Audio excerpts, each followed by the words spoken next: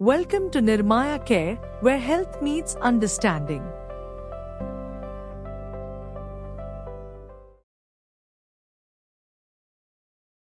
यह वीडियो मूल रूप से nirmayacare.com पर प्रकाशित हुआ था। इस वीडियो के बिना सेंसर किए और विज्ञापन रहित संस्करण तथा अन्य स्वास्थ्य शिक्षा सामग्री के लिए nirmayacare.com पर जाएं। सोचिए एक ऐसी मेडिकल इमरजेंसी के बारे में जिसमें हर गुजरता हुआ सेकंड लिटरली किसी की पूरी जिंदगी बदल सकता है। जी हाँ, हम बात कर रहे हैं स्ट्रोक की। एक ऐसी हालत जहां अगर जानकारी हो तो वही सबसे बड़ा बचाव बन जाती है। ये सिर्फ एक कहावत नहीं है, ये एक तरह की चेतावनी है। और कितनी सच्ची बात है ना। हम अक्सर ऐसी चीजों को नजरअंदाज कर देते हैं तब तक जब तक ये हमारे किसी अपने पर नहीं बीतती। तो चलिए इसी खामोश खतरे को जरा और करीब से समझते हैं। स्ट्रोक ये एक ऐसा हमला है जो दबे पांव आता है बिना किसी चेतावनी के, और अक्सर जब तक कुछ समझ आता है तब तक काफी देर हो चुकी होती है। अच्छा, जब भी स्ट्रोक का नाम आता है तो दिमाग में कैसी तस्वीर बनती है? ज्यादातर लोगों को लगता है कि ये सिर्फ बुजुर्गों को होता है, पर सच कहूं तो ये सबसे बड़े मिथकों में से एक है। असलियत इससे बहुत अलग है। और ये सिर्फ एक मिथक नहीं बल्कि एक खतरनाक गलतफहमी है। जरा इन आंकड़ों को देखिए। हर साल दुनिया भर में 1.5 करोड़ लोग, ये कोई छोटा मोटा नंबर नहीं है।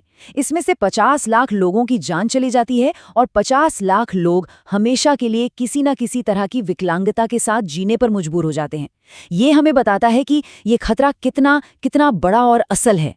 अब आते हैं उस सबसे जरूरी बात पर जो स्ट्रोक के मामले में सब कुछ बदल सकती है। ये समझना कि आखिर इसमें इतनी जल्दी एक्शन लेना इतना जरूरी क्यों है। तो आखिर ये स्ट्रोक है क्या? बहुत ही आसान शब्दों में कहें तो ये एक तरह का ब्रेन अटैक है, ठीक वैसे ही जैसे हार्ट अटैक होता है।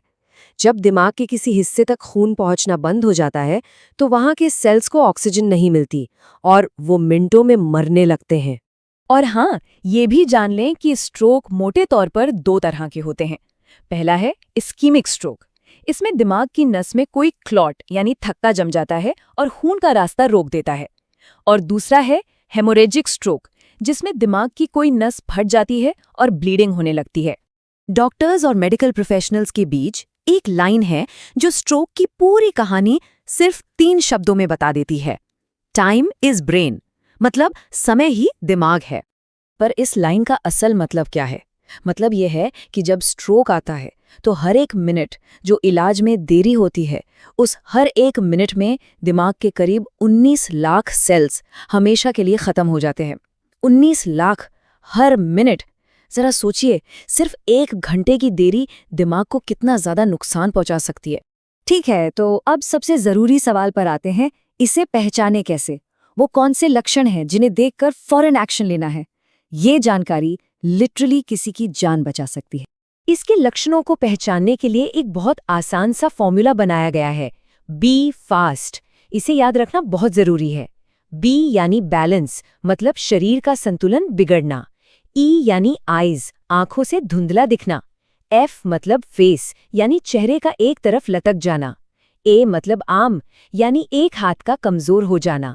एस यानी स्पीच, मतलब बोलने में तकलीफ होना, जुबान लड़खड़ाना। और सबसे जरूरी टी यानी टाइम। जैसे ही इनमें से कोई भी लक्षण दिखें तुरंत इमरजेंसी को कॉल करने का टाइम है। ये एक असल कहानी है जो हमें बताती है कि देरी का नतीजा क्या हो सकता है।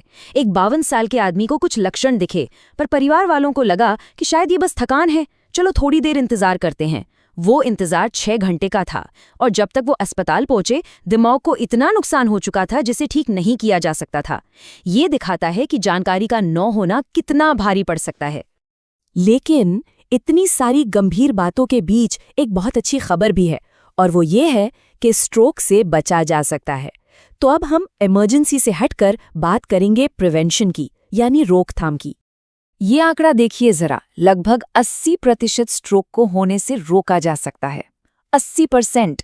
इसका सीधा सा मतलब है कि कंट्रोल काफी हद तक हमारे अपने हाथों में है। हमारी आदतें, हमारी लाइफस्टाइल, ये बहुत बड़ा फर्क ला सकती हैं। तो सवाल है कैसे? 3 सबसे बड़े रिस्क फैक्टर्स हैं जिन्हें कंट्रोल किया जा सकता है। पहला, हाई ब्लड प्रेशर। इसके लिए खाने में ऊपर से नमक लेना, अचार जैसी चीजें कम करनी होंगी। दूसरा है डायबिटीज।